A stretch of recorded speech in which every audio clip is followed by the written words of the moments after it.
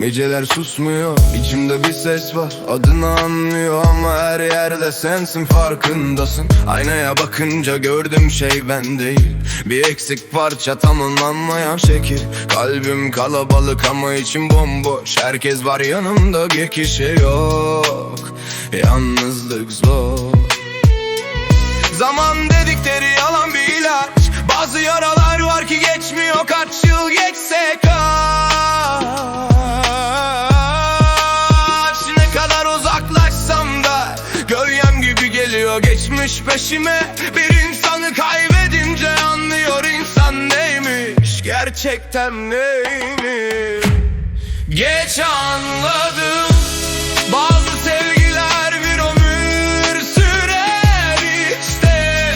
Geç anladım, bazı gidişler hiç dönmez geriye. Mutlu görünürüm bazen ama içimde fırtına gizli. Kalbim sustu, öğrendi susmayı ama unutmayı hiç bilmedi. Kalbime sığmayan bir boşluk var hala, sessizce yankılanır duvarlarda, adın yasak ama insan kendi hatasının esiri oluyor bazen. Geçmişin izleri silinemez, izler izler. Yeni yollar, yeni yüzler, yeni hayatlar ama bazı duygular eski sokaklarda kaldı. Adımlar değişir, şehirler değişir, içindeki eksik hiç değişmez, hiç değişmez. Bilin anlarsın belki sessizliğin ne demek olduğunu. Bir kalp kırılınca zaman bile susturamaz onu. Geç anladım, bazı sevgiler bir ömür sürer işte. Geç anladım, bazı gidişler hiç dönmez geriye. Mutlu görünürüm bazen ama içinde fırtına gizli.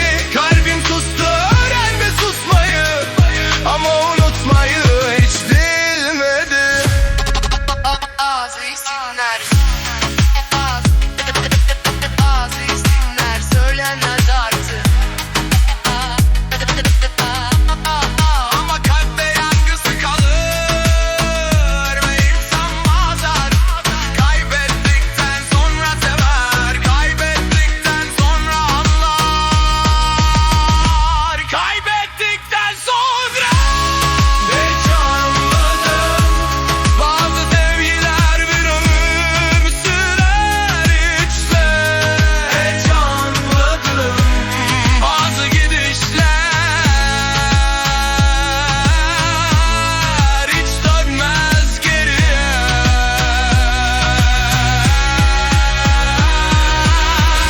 Gülümsemek zorundayım ama içim ağlıyor. Geç anladım, çok geç anladım.